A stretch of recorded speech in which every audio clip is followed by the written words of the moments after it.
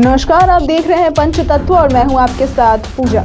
भारतीय राजनीति में कांग्रेस पिछले 2 चुनावों से ऐसी पिछड़ी है कि क्षेत्रीय दलों की नजर में कांग्रेस और कांग्रेस के बड़े नेताओं का महत्व भी कई बार छोटा हो जाता है। भाजपा और नरेंद्र मोदी की सरकार के खिलाफ 2024 के लोकसभा चुनाव में बने INDIA के गठन की नींव रखने वाले नीतीश कुमार को भले ही कांग्रेस ने ओवरटेक कर गठबंधन की ड्राइविंग सीट पा ली, लेकिन इस गठबंधन के दल कांग्रेस को तवज्जो नहीं देना चाहते। ये बात बार बार साबित हो रही है। बंगाल और दिल्ली के CM INDIA की मीटिंग में कांग्रेस के सबसे बड़े नेता राहुल गांधी को इग्नोर कर मल्लिकार्जुन खड़गे को PM उम्मीदवार बनाने का ऑफर देते हैं, तो बिहार के CM नीतीश कुमार इस बात से नाराज होकर मीटिंग से निकल जाते हैं। लालू यादव भी कुछ नहीं बोल पाते हैं, जबकि अखिलेश यादव INDIA की मीटिंग में राहुल गांधी के सामने कांग्रेस से ये सवाल कर जाते हैं कि कहीं उनके पार्टी की सेटिंग बहुजन समाज पार्टी से तो नहीं चल रही। इतने नेताओं के उल्टे सीधे दाव झेलते हुए भी कांग्रेस अगर शांत दिमाग से आगे बढ़ने की कोशिश कर रही है, तो ये माना जा रहा है कि कहीं ना कहीं कोई रणनीति कांग्रेस नेतृत्व को समझ आ रही है, जिससे क्षेत्रीय दलों को हवा किया जा सकता है। हाल के दिनों में कांग्रेस की चुनावी नैया की रफ्तार और धार पर गौर करें तो कांग्रेस ने एक बार फिर मुसलमानों को लगभग साध लिया है, जिसका नतीजा ये हो रहा है कि कांग्रेस को उन राज्यों में जीत मिल रही है जहां मुसलमान वोटर्स की संख्या 10% से अधिक है। अगर ट्रेंड यही बरकरार रहा तो आने वाले वक्त में नीतीश कुमार, तेजस्वी यादव और ममता बनर्जी जैसे नेताओं के लिए भाजपा की तरह कांग्रेस भी टेंशन बन सकती है। 2023 में कांग्रेस ने 2 राज्यों में सरकार बनाई है। पहला कर्नाटक है और दूसरा है तेलंगाना।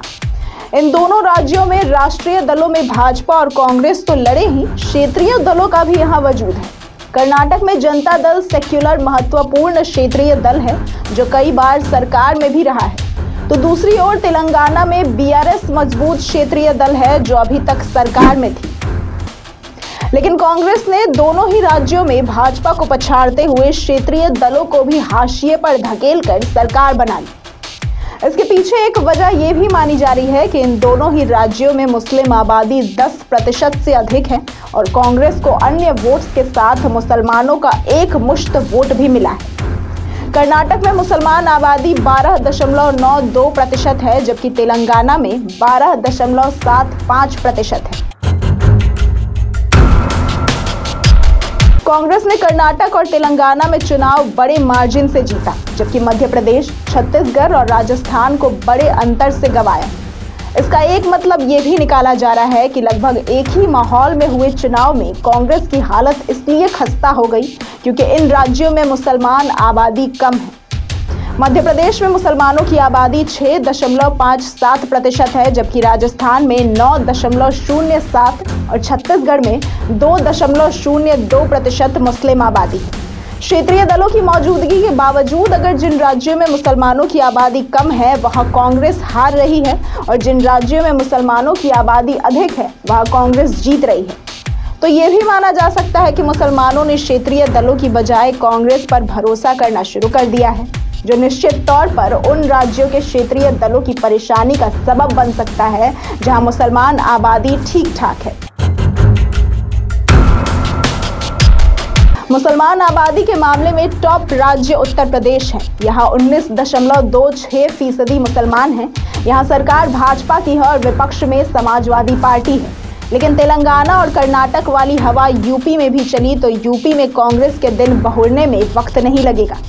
अब बात बिहार की करते हैं, जहां 2019 के चुनाव में भाजपा के विरोधी दलों को सिर्फ एक सीट किशनगंज मिली। यहां से कांग्रेस उम्मीदवार जीते और ये सीट भी मुसलमान बहुल मानी जाती है। राजद जैसी पार्टी कोई सीट नहीं जीती। इस कारण भी लगता है कि मुसलमानों ने कांग्रेस उम्मीदवार को पूरा सपोर्ट दिया।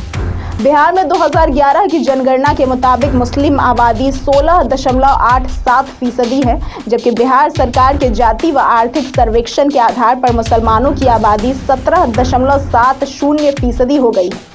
वहीं पश्चिम बंगाल में मुस्लिम आबादी 27.01% है। यानी कि तेलंगाना और कर्नाटक वाली हवा बिहार और पश्चिम बंगाल में भी चली तो कांग्रेस के हाथ मजबूत हो सकते हैं।